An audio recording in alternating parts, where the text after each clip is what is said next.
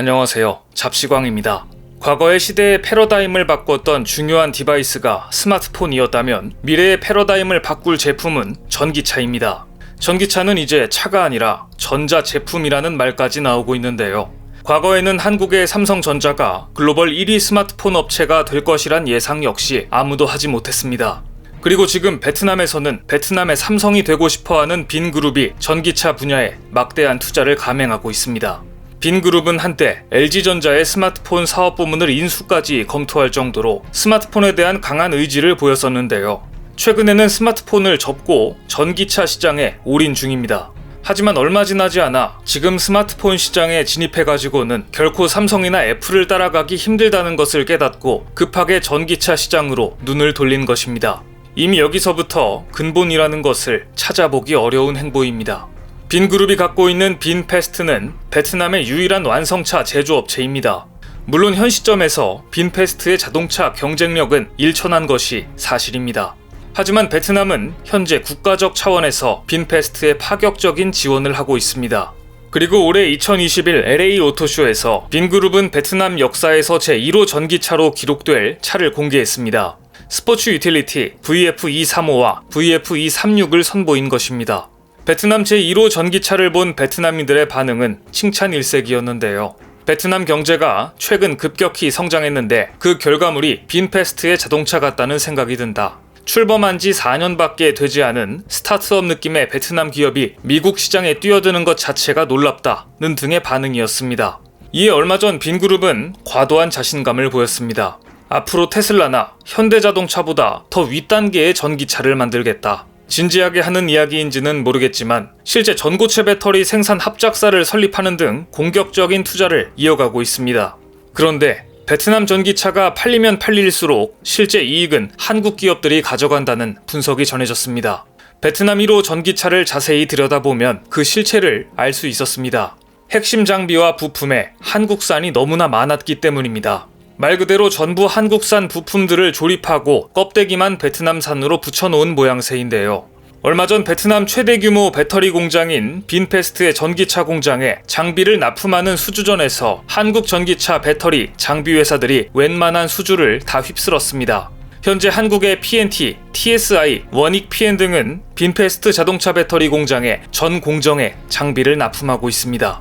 특히 빈페스트는 베트남 하이퐁에 원통형 배터리 생산 공장 2개 라인을 짓고 있는데 한국 기업 원익 P&E와 TSI는 이곳에 각각 320억 원, 110억 원 규모의 장비를 공급하고 있고 공장 설비가 완료되면 배터리 생산에 필요한 원재료를 받아 한국의 TSI가 믹싱기에서 재료를 혼합합니다. 혼합한 슬러리를 양극재와 음극재로 만들면 한국 기업 코엠이 조립 공정으로 보냅니다. 조립 공정에서는 한국의 파텍 코퍼레이션이 자신들의 장비를 사용해서 배터리에 내용물을 채워 넣게 됩니다. 그렇게 만들어진 배터리 셀은 한국 기업 원익 P&E의 활성화 공정을 거쳐 실제 사용할 수 있는 배터리가 됩니다. 이렇게 한국 기술에 힘입어 1호 전기차를 출시한 베트남 최대 기업 빈그룹은 더 큰 꿈을 꾸기 시작했습니다. 미국 증시에서 자동차 사업부 빈페스트의 기업 공개 IPO를 추진하겠다는 야심찬 계획을 발표한 것입니다. 빈페스트가 IPO를 성공적으로 마칠 경우 기업 가치가 한화 약 71조 원에 달할 것이란 전망이 나왔지만 베트남 국내도 아니고 세계 최대 시장 미국에서 IPO에 성공하기 위해서는 일단 눈에 띄는 매출 신장을 기록해야 합니다. 하지만 유럽과 미국 시장에는 이미 쟁쟁한 전기차들이 진출해 있고 이제 막 첫 발을 내디딘 베트남의 1호 전기차가 선진국 시장에서 점유율을 확대하기란 어려운 일입니다. 베트남도 이걸 잘 알고 있습니다. 그래서 결국 베트남 정부는 무리수를 두기 시작합니다. 베트남 국민의 60% 이상이 오토바이를 소유하고 있고 오토바이는 베트남 국민들의 생계 수단이자 손발이 되어주는 소중한 재산입니다. 지하철이 이제 막 생겼고 버스 교통망도 발달하지 않은 베트남에서 오토바이야말로 유일한 교통수단이기 때문입니다.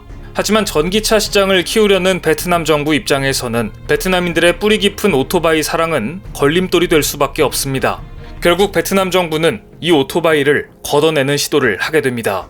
최근 베트남은 전기차 보급을 확대하기 위해 전기차 등록세를 일반 차량의 50%로 낮춰주었고 오는 2025년부터 수도 하노이의 주요 거리에서 오토바이 운행을 금지하는 방안을 추진하겠다고 발표했습니다. 표면적인 이유는 자동차보다 9배나 많은 오토바이의 이용을 줄여 교통 정체와 대기 오염 문제를 해결하기 위한 것이라고 하지만 전기차 시장을 늘리려는 정부의 의지가 담겨 있는 것입니다. 이 정책이 나오자 베트남 시민들은 자동차는 비싸고 지하철과 버스 등 대중교통망은 부족한데 오토바이 시장을 죽이면 어쩌라는 거냐며 그럼 걸어다니란 말이냐 같은 냉소적인 반응을 보이고 있습니다. 하지만 베트남 공산당이라면 베트남에서 충분히 오토바이를 걷어낼 수도 있습니다. 그런데 도심에서 오토바이 운행을 금지하면 누구보다 가장 피해를 입는 곳은 일본 업체들입니다. 현재 베트남의 오토바이 시장을 꽉 잡고 있는 곳이 바로 일본의 혼다, 스즈키, 야마하와 같은 업체들이기 때문입니다. 베트남 정부의 발표 이후 실제 일본 오토바이 업체들이 직격탄을 맞았습니다. 최근 일본 오토바이 업체들은 늘어나는 재고를 감당하기 어려워서 등록비를 지원한다, 가격을 깎아준다는 등 다양한 프로모션을 실시하며 오토바이를 팔려고 길을 쓰고 있습니다. 그럼에도 불구하고 베트남 시장에서 점유율 80%를 차지하는 혼다 오토바이조차도 올해 실적은 작년 같은 기간 대비 43.9%나 감소하는 등 참담한 성적표를 받았습니다. 이미 베트남 오토바이 시장은 포화 상태에 들어섰습니다. 게다가 더 큰 원인은 베트남 소비자들 역시 가솔린 오토바이 대신 빈페스트가 내놓은 친환경 전기 오토바이로 전환하고 있다는 점입니다. 베트남에서도 좀 산다 싶으면 오토바이보다는 경차를 구입하고 있습니다. 그리고 이러한 변화를 주도하는 것은 역시 한국 기업들입니다. 빈페스트는 베트남 하이퐁시에 배터리 제조 합작사를 세우고 전기 스쿠터에 한국 LG 에너지 솔루션의 배터리를 장착했습니다. LG 에너지 솔루션은 이미 2년 전에 빈페스트와 리튬이온 배터리 합작사를 설립했습니다. 이 합작사에서 배터리 생산 설비와 재고 관리는 빈페스트가 맡고 LG 에너지 솔루션은 기술 지원과 관리 감독, 직원 교육 등을 지원하는 중입니다. 베트남에서 불고 있는 변화의 바람, 즉 전기차 시장과 전기차 배터리 시장의 주도권은 이미 한국이 주도하고 있습니다. 이미 베트남 빈페스트가 미국에서 출시하는 전기차에 삼성 SDI 배터리를 탑재했습니다. 삼성 SDI는 미국 전기차 스타트업 리비안에 이어 베트남 빈페스트의 전기차 배터리 공급사로 선정돼 점유율을 파죽지세로 늘려가고 있습니다. 특히 빈페스트 미국 법인장은 영국 로이터 통신과의 인터뷰에서 미국 내 배터리 리스 제도 도입을 선언하며 삼성 SDI의 배터리셀을 사용해 수명의 70%에 도달하면 이를 교환해주겠다는 파격적인 제안도 했습니다. 그만큼 삼성 SDI 배터리의 수요는 많아질 수밖에 없겠죠. 베트남에서도 변화에 뒤처진 일본 기업들의 몰락과 그 틈을 노리고 빠르게 치고 나가는 한국 기업들을 볼 수 있습니다.